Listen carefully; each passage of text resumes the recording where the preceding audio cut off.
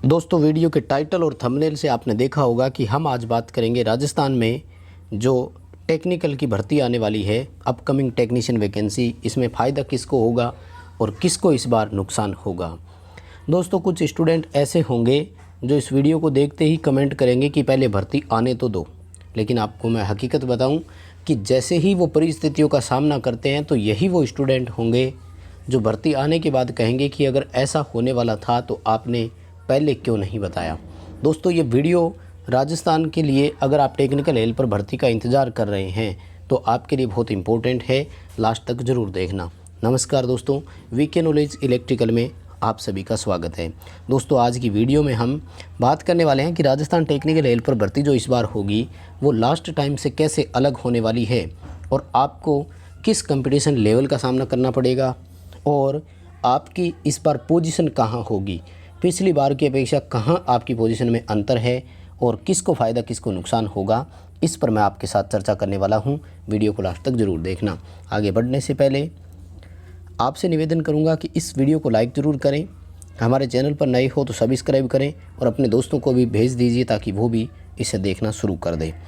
दोस्तों, सबसे बड़ी बात तो मैं करने जा रहा हूँ सबसे पहले, तो वो है अदर स्टेट वर्सेज राजस्थान। ठीक है ना, यानी जो अदर स्टेट से राजस्थान में फ़ॉर्म अप्लाई करते हैं उनको और राजस्थान के कैंडिडेट जो होते हैं फ़ॉर्म अप्लाई करते हैं उनमें फ़ायदा किसे और नुकसान किसे है। तो साफ साफ शब्दों में कहूँ तो अदर स्टेट को इस बार बेनिफिट होगा राजस्थान कैंडिडेट के कंपैरिजन में। यानी अदर स्टेट कैंडिडेट जो होते थे वो प्रीवियस भर्तियों में क्या करते थे दोस्तों, ज़्यादातर जेबी विनर में ही अप्लाई करते थे, जयपुर डिस्कॉम में ही, जबकि जोधपुर और अजमेर डिस्कॉम की मेरिट नीचे जाती थी और वो फॉर्म अप्लाई नहीं कर पाते थे ज़्यादातर, मैक्सिमम, क्योंकि नाम ही एक ही याद रहता है जेबी विनल, उनको पता ही नहीं होता कि 3 डिस्कॉम है।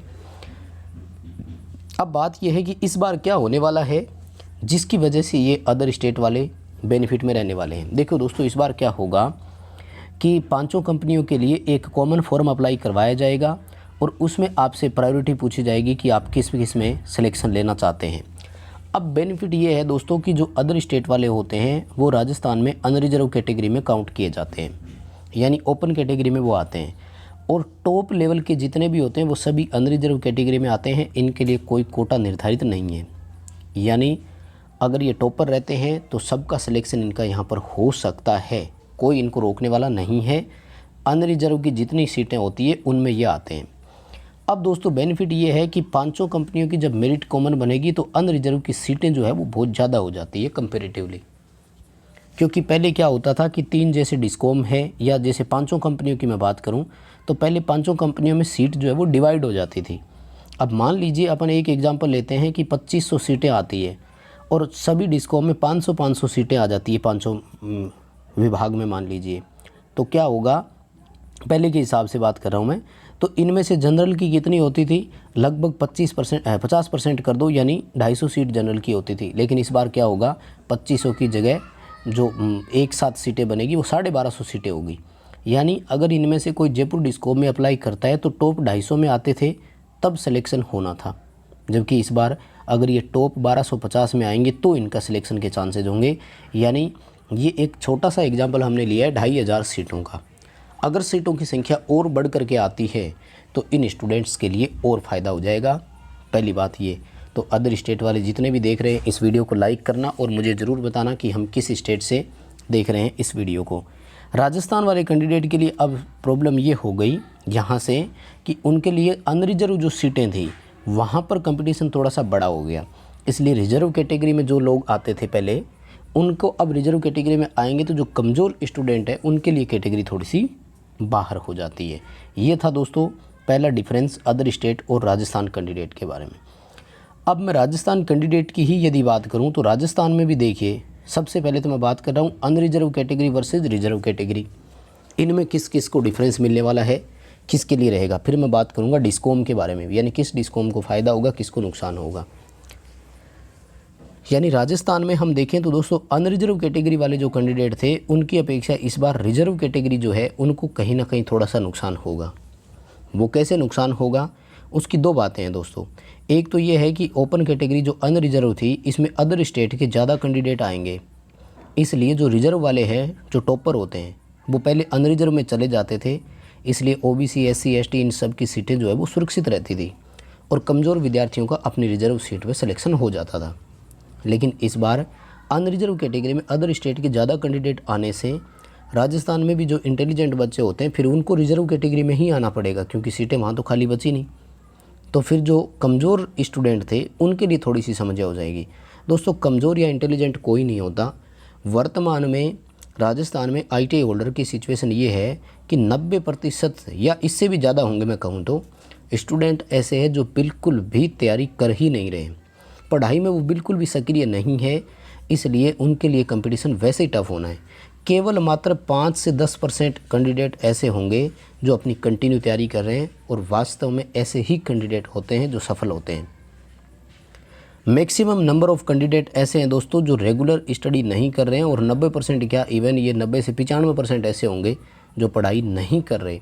एक्चुअल में इन स्टूडेंट्स के लिए प्रॉब्लम हो जाती है फिर।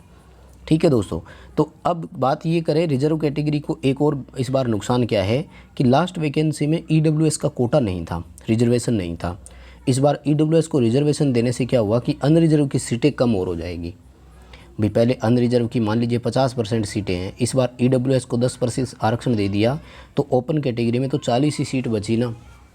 तो इस वजह से भी अदर रिजर्व जो कैटेगरी थी उनको इस बार कंपटीशन थोड़ा सा टफ होगा, उनको थोड़ी सी ज़्यादा मेरिट का सामना करना पड़ेगा। कुल मिलाकर के लास्ट वैकेंसी की अपेक्षा इस बार हाई मेरिट के चांसेस है, इसलिए आप अपनी तैयारी को बढ़ा दीजिए। अभी से अपनी तैयारी अच्छे से करना शुरू कर दीजिए दोस्तों, बहुत ज़रूरी है आपके लिए ये तैयारी अभी से करना। चलिए दोस्तों, मैं दूसरे पॉइंट के बारे में बात करता हूँ। तो दूसरा पॉइंट है डिस्कॉम के बारे में, यानी आपस में अगर किसी डिस्कॉम में हम बात करें कि किस डिस्कॉम को फ़ायदा है, तो मोस्टली कैंडिडेट JBV के जो थे वो अदर डिस्कॉम से जब कंपैरिजन करवाएं तो JBV के जो कैंडिडेट है वो इस बार ओवरऑल बेनिफिट रहेंगे। ऐसे रहेंगे क्योंकि हर बार JBV की मेरिट ऊपर जाती थी। मैं आपको एक OBC का एग्जांपल देता हूँ।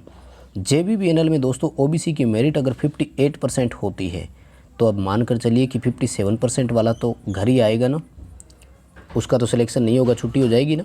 लेकिन जो बाकी दोनों डिस्कॉम हैं, कौन से, जोधपुर विद्युत वितरण निगम और अजमेर विद्युत वितरण निगम लिमिटेड, इनकी मेरिट कंपैरेटिवली नीचे रहती है।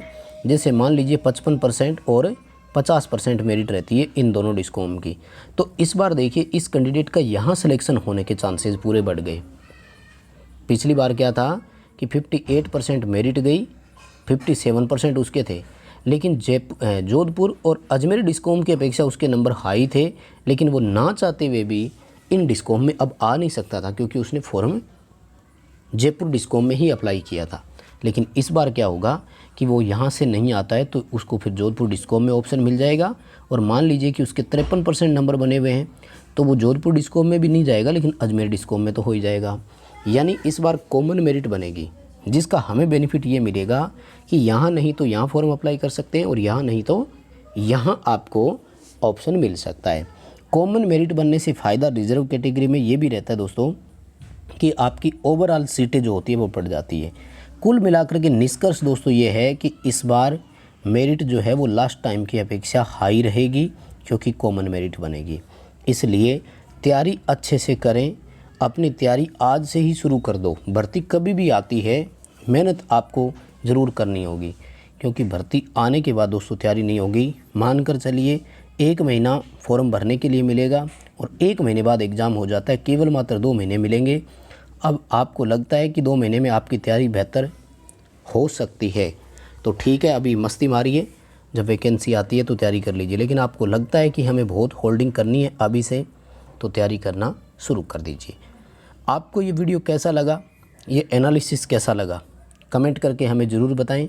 ये मेरा ओपिनियन है और मैंने आपके सामने रखा है इस तरह का ओपिनियन कि इस बार की भर्ती में क्या होने वाला है। दोस्तों पहले बताना ज़रूरी था, इसलिए आपके सामने वीडियो लेकर आए हैं। पसंद आया है तो लाइक करना, चैनल पर नए हो तो सब्सक्राइब करना। बहुत सारे टॉपिक ऐसे हैं जो हमारे चैनल पर हो चुके हैं, प्लेलिस्ट में जाकर आप उन सभी वीडियोज़ को देख सकते हैं और उन सभी वीडियोज़ के नोट्स आप अच्छे से तैयार कर सकते हैं। दोस्तों डिस्क्रिप्शन में लिंक दिया हुआ है, हमारे ऐप को डाउनलोड ज़रूर करें।